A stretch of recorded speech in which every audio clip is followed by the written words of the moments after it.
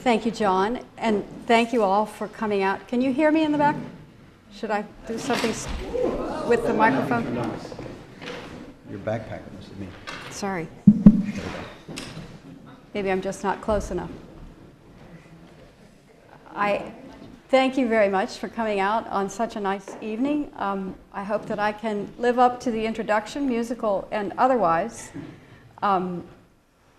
I was telling someone at dinner that my children always say, "Now, Mom, you're going to feed these people dinner, turn down the lights, and lecture about art history? You know what's going to happen, don't you?"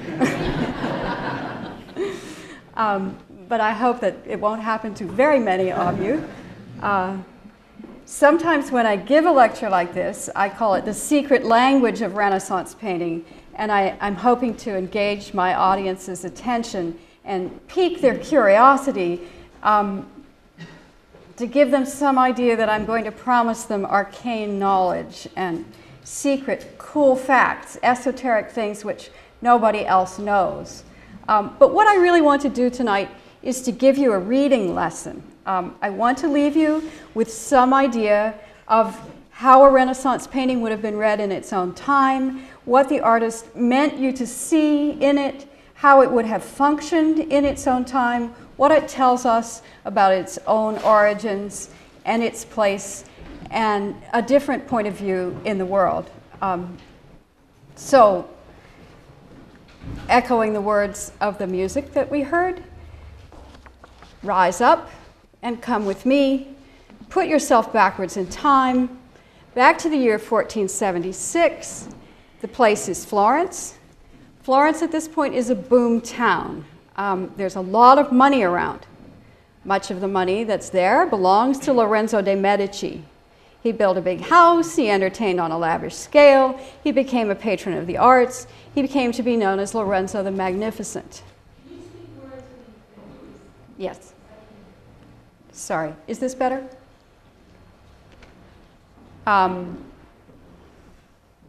Lorenzo the Magnificent was primarily a banker. He had his banking fingers in a lot of pies, and at the time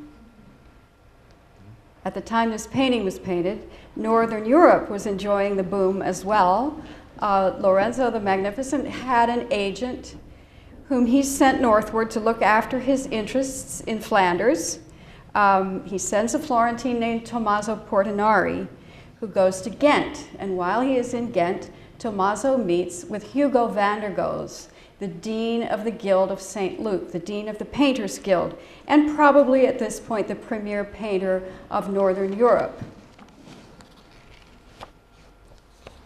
While he is in Ghent and working with Hugo, Tommaso commissions a major painting, a 3-panel altarpiece, which is hereafter known as the Portinari altarpiece after Tommaso. I mean, for example, if I were to commission an altar, I'd want it to be known as the Poddles altar, or you could have the Ivy Hall altarpiece, or the Haas family altarpiece, or what you will. But in any case, this is the Portinari altarpiece. And Tommaso Portinari brought it back to Florence, where it was very much admired and where it remains to this day.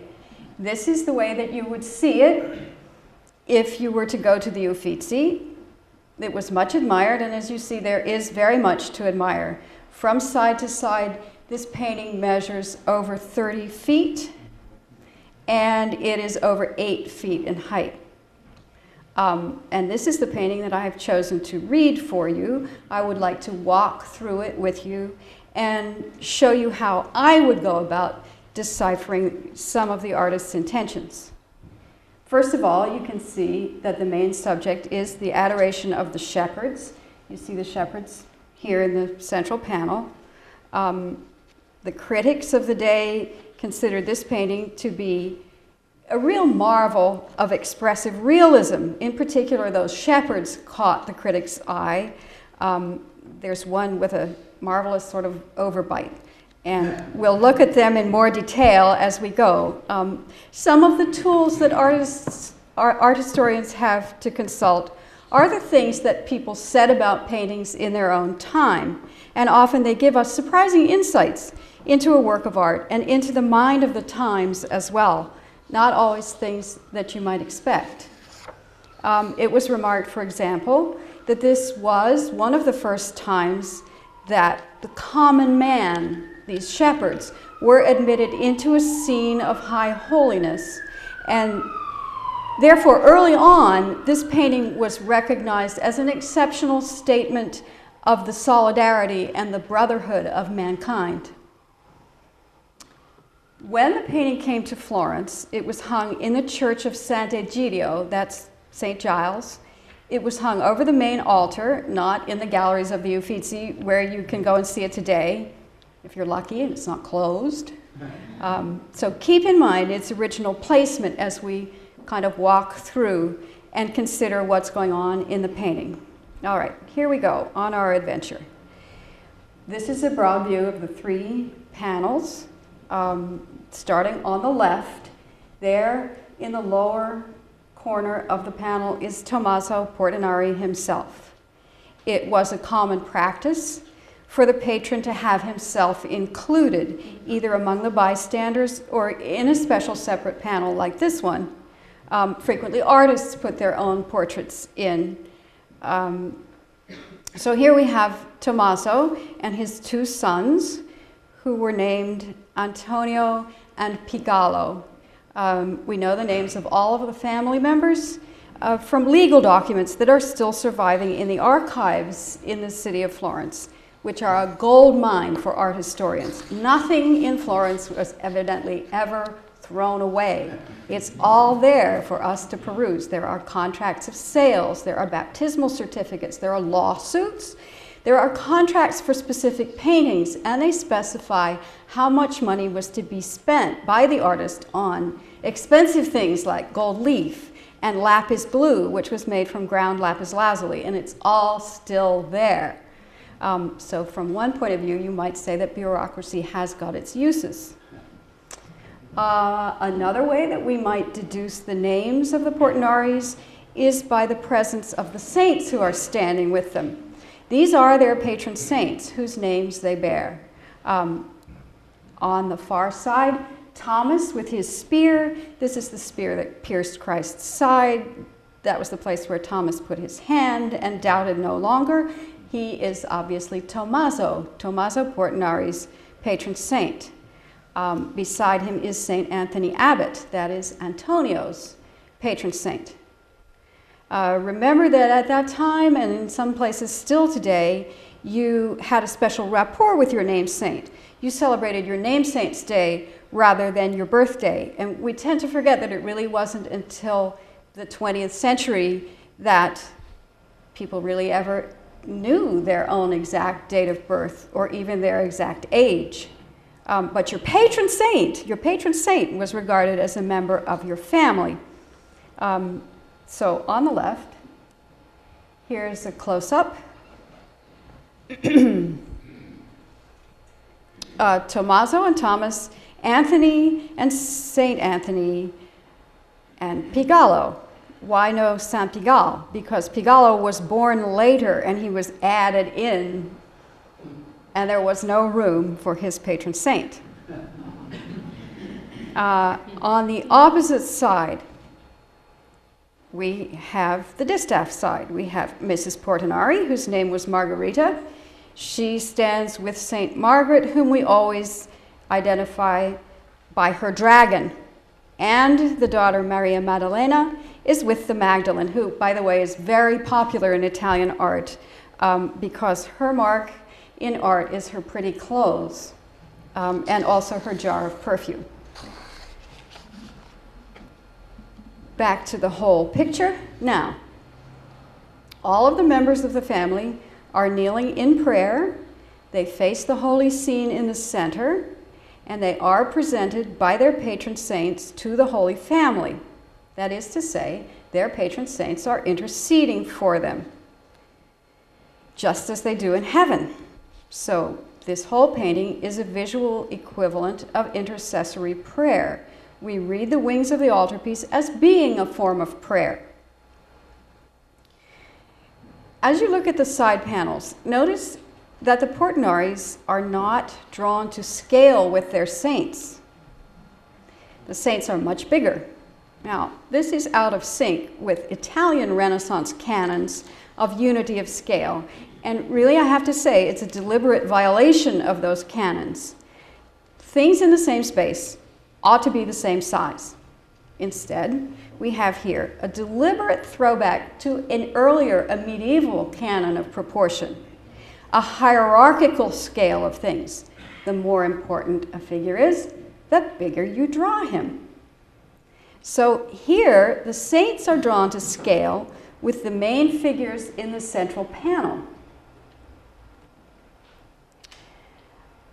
That is to say, they too are inhabitants of the heavenly realm.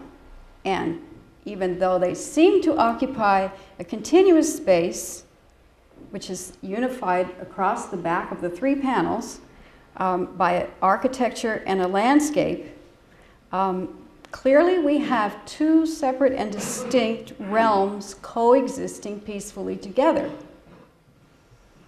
Okay, both of these flanking panels seem to suggest an inward movement, not surprisingly, and both the patrons and their patron saints seem to be directing our attention into the central panel. So for the moment, let us bid farewell to the Portinaris and go to the central panel ourselves. Here you have it in detail. This is the main narrative action. Mary and Joseph in prayerful contemplation of the newborn Jesus, quiet, serene. The shepherds have just heard the news. They come bursting in from the right. And here I give you a detail. Curious to see what's going on. They break into a kind of wonderment and awe. You see these very expressive hands on the right-hand side. And then finally settling into a more gentle and prayerful contemplation. So reading from this side back and forth, we look at these three shepherds as if they were time-lapse photography. This is like the usual progression of our own prayer. We come in, our hands are still full of ordinary stuff, we're occupied with ordinary cares. We realize we're in the presence of the holy, we slow down, we set aside our baggage, and we turn our full prayerful attention in onto Jesus, converging on him, always the ultimate object of our devotion. This is not the only convergence happening here. Look for a moment at the background behind these shepherds. And you'll see in the far distance something a little strange is going on. Can everyone see it? In order to figure it out, I want you to think of it as being not just a stage backdrop. Look at the people in it. These are not just any ordinary people. And in fact, across the whole backdrop, we need to look very closely at what's going on at the top. Look at the background of the left wing, the panel above Tommaso. In it, if we're lucky, we can just make out, they're somehow off of the screen. Can we?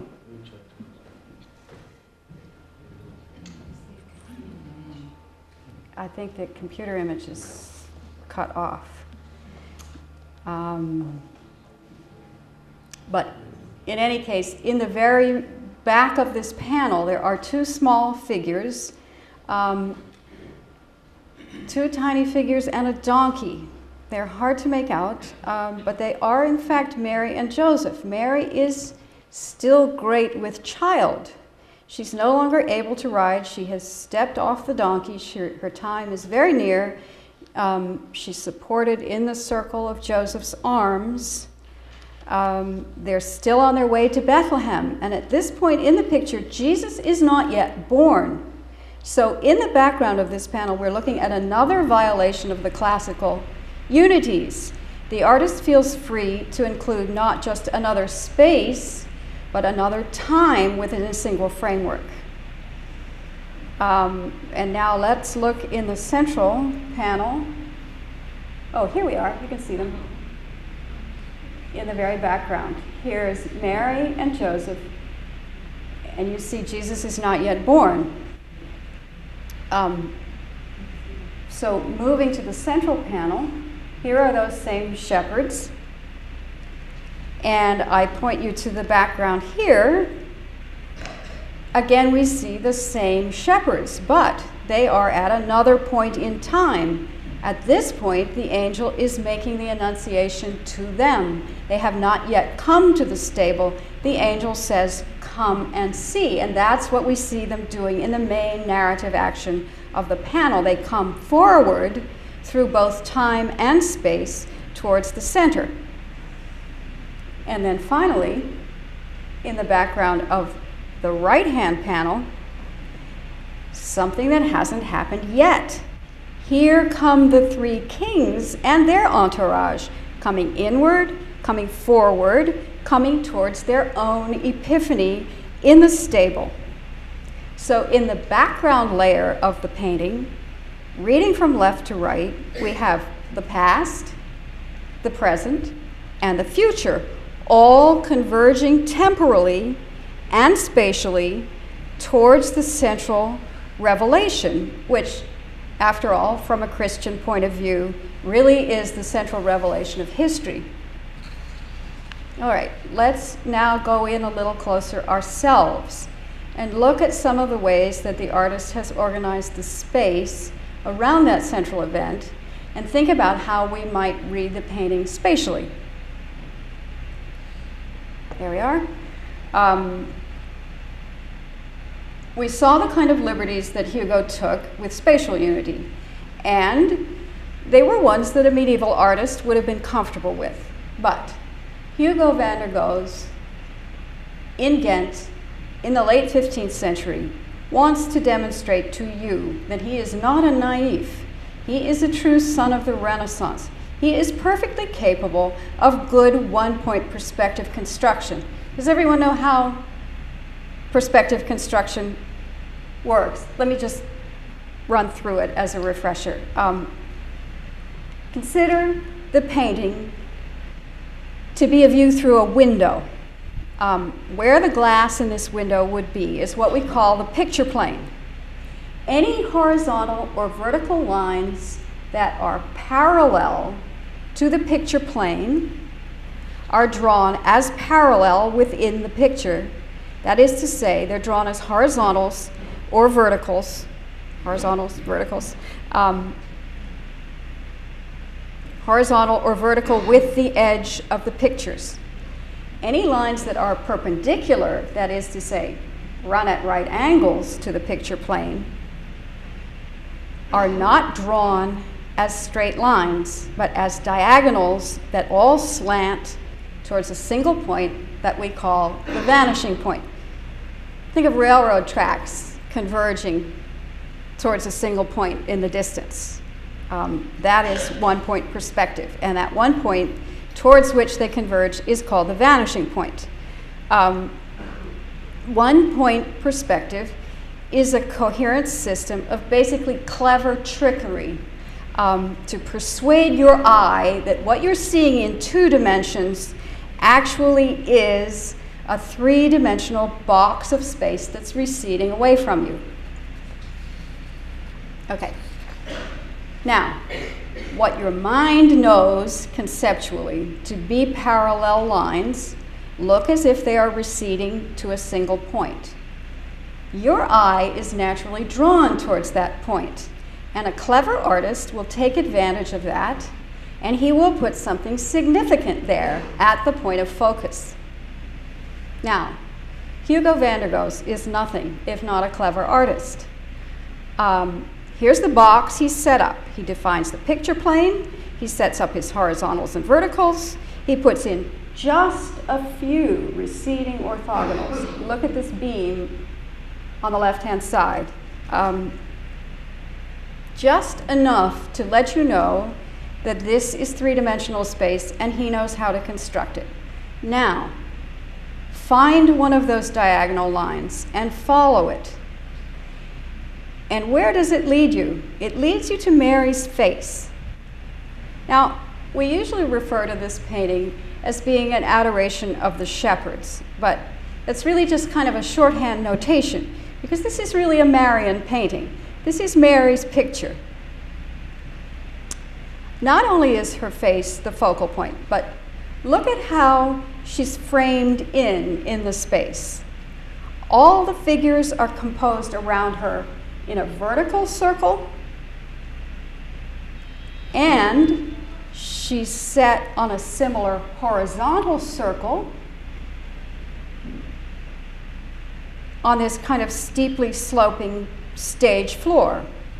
Observe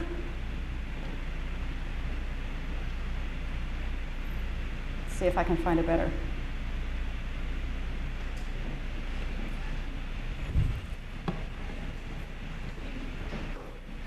I'm afraid the image is cut off, but Joseph has taken off his shoes, and there is one of his sandals cast off in the corner. Now, traditionally, since Abraham and Moses in the Old Testament, the symbol that you are standing on holy ground is that you have taken off your shoes.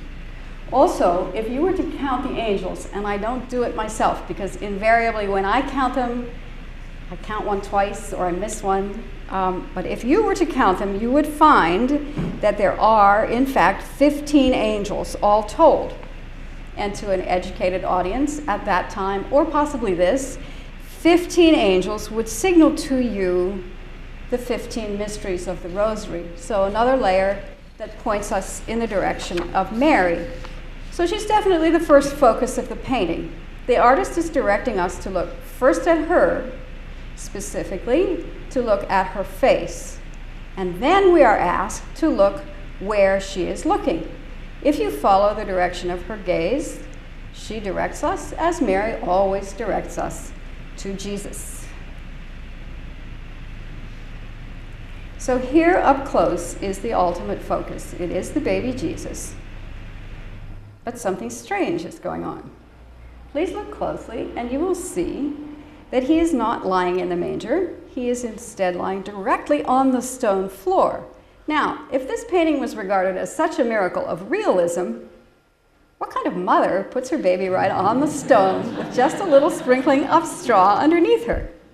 Why is it like this? Why? Because there is another layer of meaning to be read here. Hugo's original audience, and possibly some of us, would have been much more familiar than we are in general today with the medieval and the Renaissance language of visual imagery. They would have recognized that a naked child Jesus lying on a stone slab referred forward to the image of the stone of anointing upon which Jesus was laid after the crucifixion. Jesus, naked, vulnerable, laid on a stone, contemplated by his mother. This is the image that we know as the Pietà. So when we look at Hugo's Jesus, when we contemplate this child Jesus, we recognize that already within the incarnation, we have the seeds of the passion, that the birth here also implies the death, and that the joy of the nativity already contains, in a mystical way, the sadness of the crucifixion and the entombment. And to my eye, this may explain why this painting has such a sort of overall somber tone. And more to my point, it demonstrates how apparently simple visible things, when you think about them, can imply or carry more than one invisible meaning at the same time. Still, we are not finished. One thing that an art historian loves is a bunch of flowers. Feel free to send me flowers anytime. Whenever you see flowers in a painting, look for a layer of, to us, symbolism. Artists have had at their disposal centuries of literary conceits and similes, metaphors, often even handbooks that spell out the secret meanings of flowers. And they weren't even secret. I mean, they're simply to us lost meanings. Meanings in a language that an educated audience would once have known how to read. So here are Hugo's flowers. Violets scattered on the stone at the base of these. I don't know why my whole picture isn't coming up. Violets, columbines, these are the purple ones standing up tall in the vase. Iris, carnations, and lilies.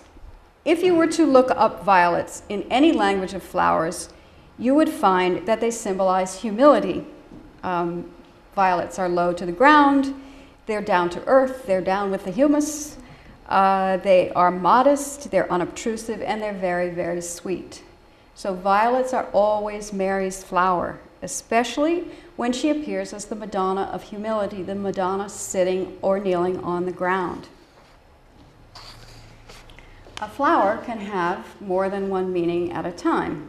Columbines, for instance, are little doves. Therefore, they can stand for the Holy Spirit. Or, in other handbooks, they stand for sorrow.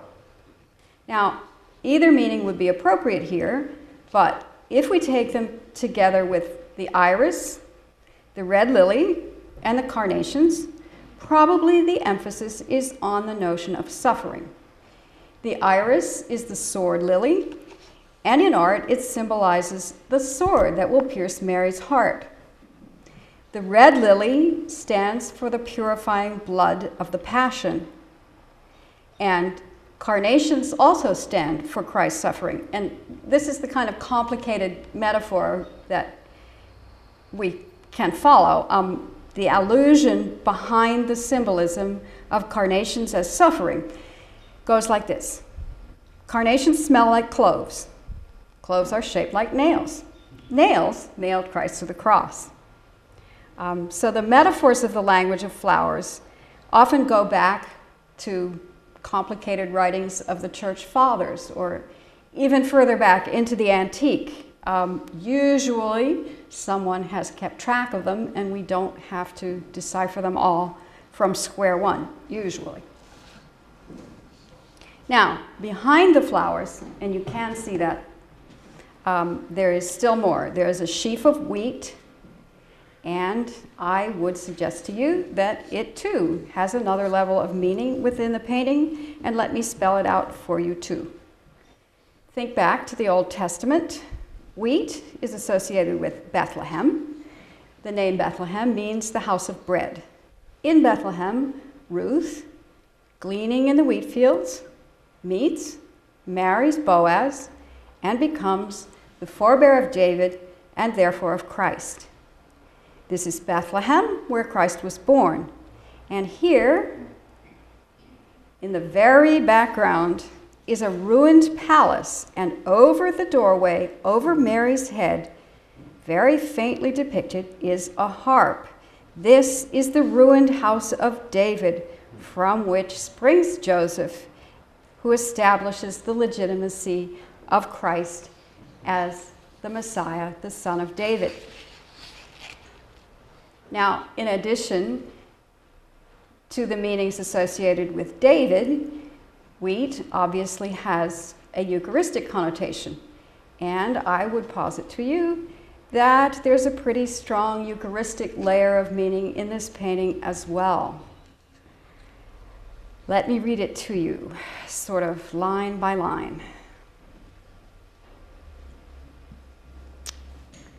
On either side, and in fact touching the wheat sheaf, there is a row of angels arranged along the front plane of the picture. Notice that they are drawn out of scale to the central figures. They are drawn on the small scale. They are drawn to the same scale as the Portinari family in the wings, Tommaso, Margherita, and the kids.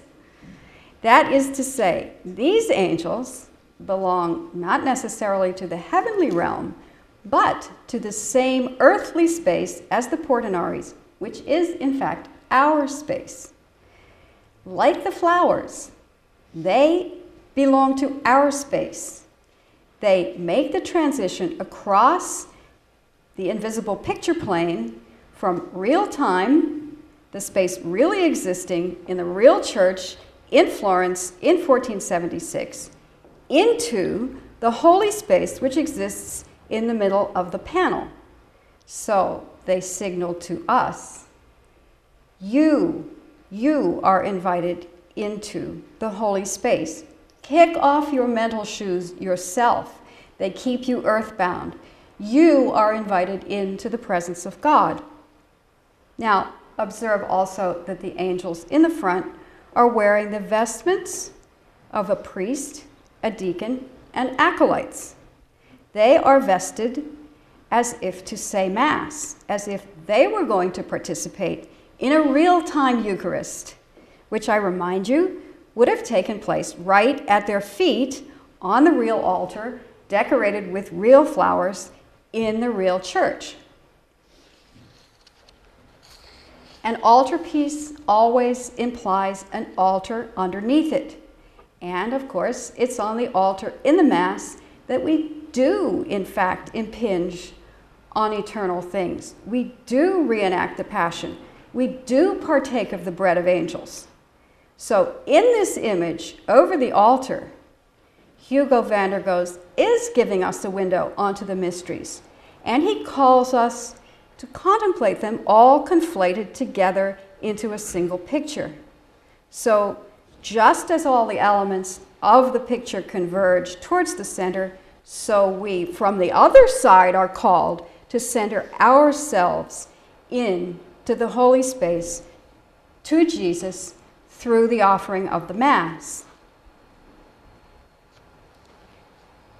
So if we go back and we knit up all of the multiple layers of meaning that we've been unraveling, I think we can come to understand that this painting was meant to be understood as a part of the full sensory celebration of the Eucharistic prayer. Now, one more thing I would like to point out, the two side panels are actually doors. They are hinged and they fold over so that they would cover the central panel, so that in the ordinary course of events, this altarpiece would usually have been closed and it would have looked like this. It's not in color at all. It's painted in black and white, and it depicts the Annunciation, which is the start of everything that goes on inside. The altarpiece would only have been open for Mass, and maybe only for Mass on special feast days. So then, the opening up of the altarpiece into real space was like opening a shuttered window and giving us the view into the heavenly space. So it reads in entirety as a metaphor for the Mass, which for us is the opening onto the divine. So I would suggest to you that in the end, this painting is about prayer. It was meant to function like a prayer. It was meant to be a prayer. And not just one kind of prayer. All kinds of prayer are depicted here. Intercessory prayer, public liturgical prayer, the dynamic of personal prayer. In Mary, we see perfect contemplative prayer.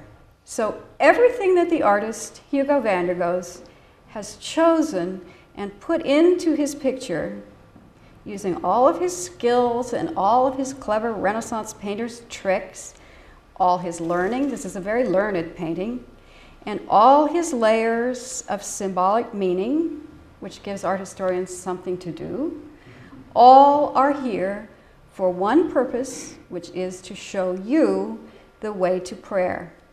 And for someone like Hugo, in the end, what higher purpose could there possibly have been? Thank you. Would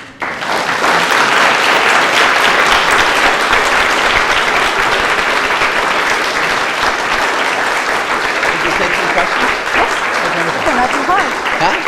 not too hard.